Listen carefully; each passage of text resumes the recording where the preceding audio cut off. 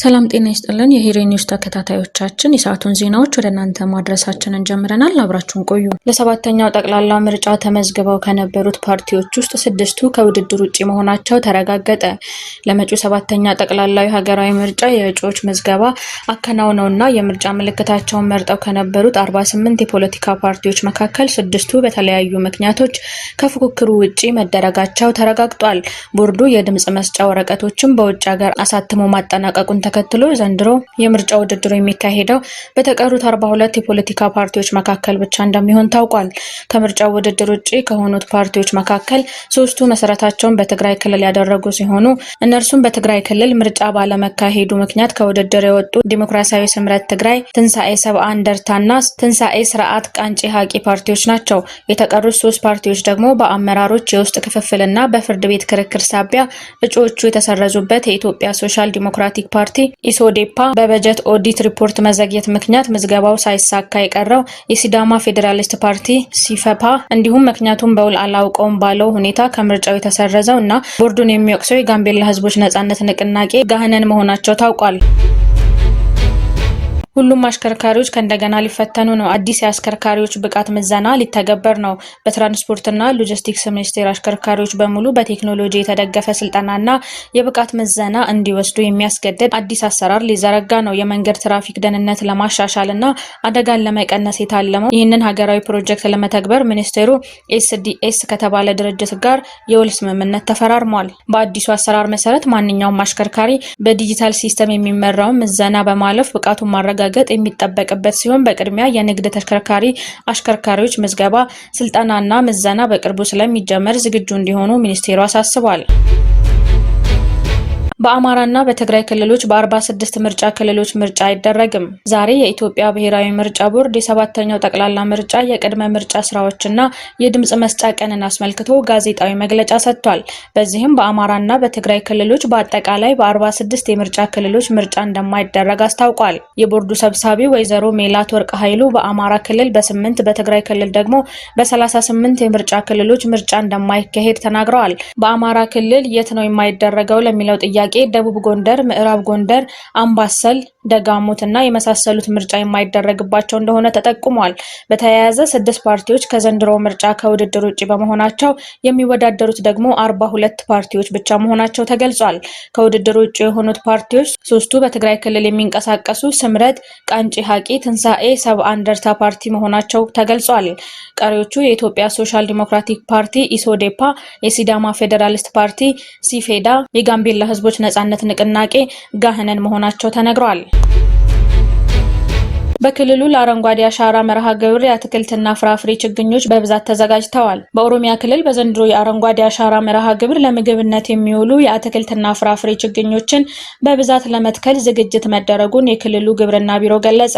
የኦሮሚያ ክልል ግብርና ቢሮ ምክትል ኃላፊ አቶ መሐመድ ሳኒ አሚን ለኢዜአ እንደገለጹት ባለፉት ዓመታት በአረንጓዴ አሻራ መርሃ ግብር የተተከሉ የአትክልትና ፍራፍሬ ችግኞች የአርሶ አደሩን ኢኮኖሚያዊ ተጠቃሚነት እያሳደጉ ይገኛሉ።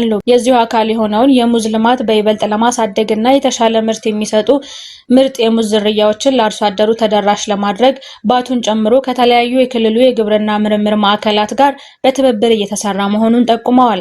ለአብነትም ባለፉት ዓመታት ከ58,000 ሄክታር በላይ መሬት በሙዝ ልማት የተሸፈነ ሲሆን ስራውን አጠናክሮ ለማስቀጠል በዘንድሮ የአረንጓዴ አሻራ መርሃ ግብር ከ60 ሚሊዮን በላይ የሙዝ ችግኞች በምርምር ማዕከላትና በአርሶ አደሩ ማሳዎች ላይ እንዲባዙ ተደርጎ ለተከላ ተዘጋጅተዋል። የሙዝ ልማቱን ስኬታማ ለማድረግ ከክረምት ወቅት ባለፈ በተለያዩ የክልሉ ዞኖች የበጋ መስኖ ልማት እየተከናወነ መሆኑን ተናግረዋል። ልማቱን በማስፋፋት ረገድ ከዚህ ቀደም የሙዝ ምርት በማይታወቅበት የምስራቅ ሸዋ ዞን እና በሌሎች የክልሉ ቆላማ አካባቢዎች ጭምር በስፋት እየለማ መሆኑን ገልጸዋል። የሙዝ ልማቱን ለበርካታ ወጣቶች የስራ ዕድል ከመፍጠሩም ባለፈ አማራጭ የገቢ ምንጭን ለማስፋፋትና የምግብ ሉዓላዊነትን ለማረጋገጥ የሚደረገውን ጥረት በመደገፍ ረገድ ወሳኝ ሚና እያበረከተ ይገኛል ብለዋል። የኢትዮ ቴሌኮም የትርፍ ድርሻ ክፍፍል በመስከረም ወር በሚካሄደው ጠቅላላ ጉባኤ ላይ እንደሚወሰን ተገለጸ። የኢትዮ ቴሌኮም አክሲዮኖች በኢትዮጵያ ካፒታል ገበያ ባለስልጣን ዘንድ በይፋ መመዝገባቸውን ተከትሎ የኩባንያው ዋና ስራ አስፈጻሚ ከዚህ የበጀት ዓመት ጀምሮ የትርፍ ክፍፍልን በተመለከተ ለሁሉም ባለ አክሲዮኖች ማሳወቂያ እንደሚያደርግ ገልጿል። ተቋሙ በሰነድ መዋለ ንዋይ ላይ በይፋ በተመዘገበበት ዕለት ዋና ስራ አስፈጻሚዋ እንዳብራሩት የአክሲዮን ትርፍ ክፍፍልን የሚወሰነው በመስከረም ወር በሚካሄደው ጠቅላላ ጉባኤ ላይ ነው። ዋና ስራ አስፈጻሚዋ ፍሬህይወት ታምሩ በቀጣይ ስላሉት ሂደቶች ሲያስረዱ የትርፍ ድርሻ ክፍፍልን በሚመለከት የኩባንያው ቦርድና ጠቅላላ ጉባኤው በሚሰጡት አቅጣጫና ውሳኔ መሰረት የሚወሰን ይሆናል ብለዋል። በአሁኑ ወቅት ተቋሙ 45000 ባለ አክሲዮኖች እንዳሉት የጠቆሙት ዋና ስራ አስፈጻሚዋ እነዚህ ባለ አክሲዮኖች በሙሉ መረጃቸውን በመያዝ የኢትዮጵያ ካፒታል ገበያ ባለስልጣን ፈቃድ ከሰጣቸው የኢንቨስትመንት ባንኮች ወይም ደላሎች ዘንድ በመሄድ የንግድ አካውንት መክፈት እንደሚጠበቅባቸው አሳስበዋል። ከዚህም በተጨማሪ ባለ አክሲዮኖቹ አክሲዮኖቻቸውን በገበያ ላይ በነጻነት ለመገበያየት ለመሸጥና ለመግዛት የሚያበቋቸውን ቀጣይ ህጋዊ ደረጃዎች በሙሉ መፈጸም እንደሚኖርባቸው ተብራርቷል። ባለድርሻ አካላት አክሲዮኖቻቸውን ከመሸጥ ከመለወጥ እንዲሁም ለሌላ አካል ከማስተላለፍ ባለፈ እንደ እውነተኛ ባለቤትነታቸው ተቋሙ የበጀት ዓመት ሲጠናቀቅ የሚያቀርበው የአፈጻጸም ሪፖርት መሰረት ከኢትዮ ቴሌኮም ጋር ቀጥተኛ የስራ ግንኙነት እንደሚኖራቸው ተገልጿል። ኩባንያው ዓመታዊ ትርፉን ይፋ እንደሚያደርግ የገለጸ ሲሆን ለዚህም ሂደት የሚሆኑ ምቹ የመረጃ ልውውጥ ይፈጥር ዘንድ በኢትዮ ቴሌኮም ድረገጽ ላይ የባለሀብቶች ግንኙነት ወይም ኢንቨስተር ሪሌሽንስ የሚሰኝ ልዩ ገጽ ማዘጋጀቱን አስታውቋል። በዚህም ባለ አክሲዮኖች የኩባንያውን የቢዝነስ እቅድ አፈጻጸምና የፋይናንስ ኦዲት ሪፖርቶችን ጨምሮ ሰነድ መዋለ ንዋይ ከተመዘገበበት ዕለት ጀምሮ የሚደረጉ ለውጦችን በሙሉ መከታተል እንደሚችሉ ተናግረዋል። የበጀት ዓመቱ አጠቃላይ ጊዜ ተጠናቆ አስፈላጊ ሪፖርቶች በሙሉ ተገምግመውና የኦዲት ስራ ሙሉ በሙሉ ከተጠናቀቀ በኋላ የኩባንያው ጠቅላላ ጉባኤ በይፋ ይጠራል። ይህ ጠቅላላ ጉባኤ አብዛኛውን ጊዜ የበጀት ዓመቱ በተጠናቀቀ በሁለት ወራት ገደማ ጊዜ ውስጥ ማለትም በመስከረም ወር አካባቢ እንደሚካሄድ ተቋሙ አስታውቋል። እስራኤል ሂዝቦላ ላይ የምትፈጽመውን ጥቃት እንደምታጠናክር ኔታንያሁ ተናገሩ። የእስራኤል ጠቅላይ ሚኒስትር ቤንያሚን ኔታንያሁ ሂዝቦላ ላይ የሚፈጸመው ጥቃት ተጠናክሮ እንደሚቀጥል መናገራቸውን ተከትሎ የሀገሪቱ ጦር በመላው ሊባኖስ አዲስ ዙር ጥቃት ማድረስ መጀመሩን አስታውቋል። የእስራኤል መከላከያ ሰራዊት በምስራቅ ሊባኖስ በሚገኘው ቤካ ሸለቆና በሌሎች የሀገሪቱ ክፍሎች ላይ ጥቃት በመክፈት ሂዝቦላን እየመታ መሆኑን ገልጿል።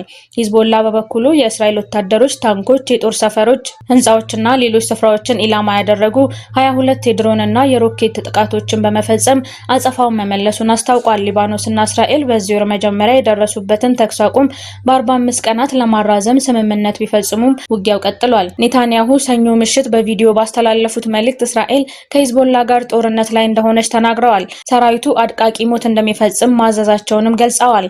ጠቅላይ ሚኒስትሩ እስራኤል በከፈተችው ወታደራዊ ዘመቻ ከ600 በላይ አሸባሪዎች መገደላቸውን ተናግረዋል። አሁን ከኛ የሚጠበቀው ጥቃቱን ማጠናከርና ጥንካሬውን ይበልጥ መጨመር ነው ሲሉም ተደምጠዋል። እና ኢታማር ቤንጊቪር የተባሉት ሁለት ቀኝ አክራሪ የእስራኤል ሚኒስቴሮች ሊባኖስ ውስጥ የሚካሄደውን ጨምሮ የጦር ወታደራዊ ዘመቻ እንዲስፋፋ ጠይቀዋል። በኮሪያ ልሳነ ምድር ወታደራዊ ውጥረት ማየሉ ተገለጸ። የኮሪያ ልሳነ ምድር ሰሜን ኮሪያ ያልተጠበቀ ወታደራዊ እርምጃ መውሰዷን ተከትሎ በቀጠናው ያለው የደህንነት ውጥረት ወደ አዲስ ምዕራፍ መሸጋገሩ ተዘገበ። ፒዮንግያንግ ይህን ወታደራዊ እንቅስቃሴ ለምን አሁን እንዳደረገችና የትኞቹ ሚሳኤሎች እንደተኮሰች ዝርዝር መረጃ ባይሰጥም ድርጊቱ የአጋሮቹን ትኩረት ስቧል። የሰሜን ኮሪያን ድንገተኛ እርምጃ ተከትሎ ደቡብ ኮሪያ፣ አሜሪካና ጃፓን ያሉበት የምዕራባውያን ጥምረት በጉዳዩ ላይ ለመምከር አስቸኳይ ስብሰባ ተቀምጠዋል። የአሜሪካና የጃፓን ጦር ኃይሎች ለተፈጠረው ክስተት ፈጣን ምላሽ የሰጡ ሲሆን የቀጠናው ስጋት በከፍተኛ ሁኔታ እየጨመረ መምጣቱን ተመላክቷል። በወሊድ ምጣኔ መቀነስ ምክንያት ትምህርት ቤቶች ባዶ ሆኑ። የደቡብ ኮሪያ የወሊድ ምጣኔ በከፍተኛ ሁኔታ ቀንሶ በርካታ የገጠር ትምህርት ቤቶች በተማሪዎች እጥረት ምክንያት የመዘጋት ስጋት ተጋርጦባቸዋል ተባለ። እነዚህ የመማሪያ ክፍሎች ክፍት ላለማድረግ ሲባል በወጣትነታቸው መሰረታዊ የማንበብ ክህሎት ትምህርት ያላገኙና የተነፈጉ አዛውንቶችም መመዝገብ ጀምረዋል። አሜሪካ በሆርሙዝ የባህር በር ለንግድ መርከቦች ጥበቃ መስጠት ጀመረች። የአሜሪካ ባህር ኃይል የነጻነት ፕሮጀክት በሚል የተሰየመውን ስራውን በድጋሚ በማንቀሳቀስ በሆርሙዝ የባህር በር ለሚያልፉ የንግድ መርከቦች ወታደራዊ ጥበቃ ማድረግ መጀመሩን ዘ ዎል ስትሪት ጆርናል ዘግቧል። ባለፈው መጋቢት ወር መጀመሪያ ጀምሮ በባህረ ሰላጤ ውስጥ ተጣብቃ የቆየችውና 2 ሚሊዮን በርሜል ድፍድፍ ዘይት የጫነችው የግሪክ ግዙፍ የነዳጅ ጫኝ መርከብ በአሜሪካ ባህር ኃይል ጥበቃ ተደርጎላት ከኦማን የባህር ዳርቻ እንድትወጣ የተደረገ ሲሆን ሲሆን በአሁኑ ወቅት ወደ ህንድ እያመራች ትገኛለች። የባህር ኃይል ባለስልጣናት እንደገለጹት በሚቀጥሉት ቀናት ውስጥ ግዙፍ የነዳጅ ጫኝና የኮንቴነር መርከቦችን ጨምሮ ወደ 12 የሚጠጉ መርከቦችን በዚሁ የባህር መስመር በሰላም ለማሳለፍ እቅድ ተይዟል። የተከበራችሁ የሂሬን ኒውስ ተመልካቾቻችን ለዛሬ ያዝናቸው ዜናዎች ይመስሉ ነበር። መልካም ቆይታ።